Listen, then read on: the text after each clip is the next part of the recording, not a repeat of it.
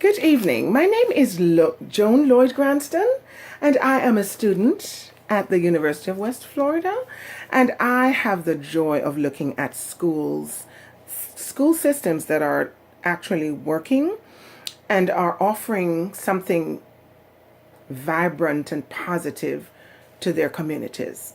The first one that comes to mind, based on my research actually, is Finland. Finland had a time in their history when school was not doing well for them.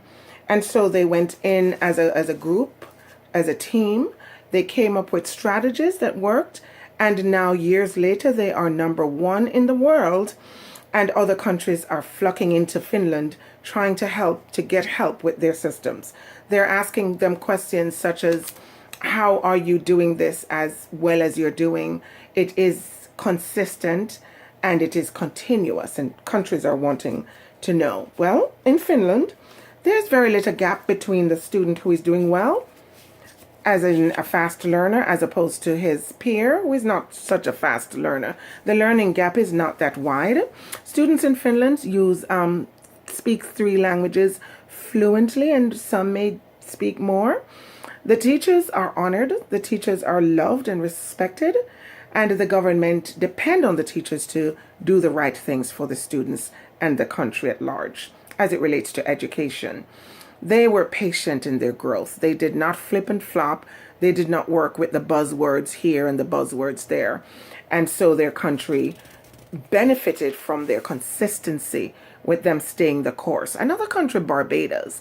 Barbados is #9 in the world, and this is a tiny country in the Caribbean that has a literacy rate of 98%. Their government is very particular about education, and they believe that to grow is to educate the students. To grow as a nation is to have students that are fully educated. Then we look at Qatar. Qatar is a force to reckon with, says the British Broadcasting Corporation News, that in educational innovation, they're awesome, and that they are moving forward, forging ahead, and they are #6 in the world. There's another country, Estonia, that I knew nothing about, and based on this research, I realized that they are big on developing the student's personality, the family, the nation, the ethnic minorities, the values of the students and the persons that live in that country. Values is a big thing, in addition to being just a great citizen. So citizenship matters to that school system. Toronto, Canada is another school system that is doing extremely well. And there is a Bay Street Community School program, multicultural program that specifically looks at educating the family. So family literacy, student literacy. It's a large Chinese immigrant community, and they are doing well in Toronto. Of course, you know that's probably the most multicultural city in the world, according to one of the books that I used for the research. That's Connolly, Hugh, and Fillion, 2018. Ontario schools, great schools. Vision is achieving excellence, ensuring equity, promoting well-being, enhancing public confidence, and the teacher is valued. Look at the common thread here. Teachers are valued there in Ontario. Students want to become teachers. Teachers don't want to leave the job. They're honored. They're respected. That's a common thread in this research. The data does not support teachers needing to be tested, so Ontario decided that they were not going to test their teachers anymore because the research does not support that.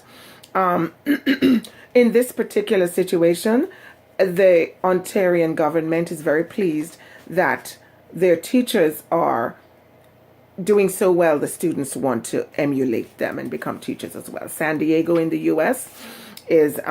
had a program that looked like a New York City school program that eventually did not succeed because the superintendent Alvarado in New York City schools introduced a particular program that seemed to have worked in the beginning but did not educate the total child.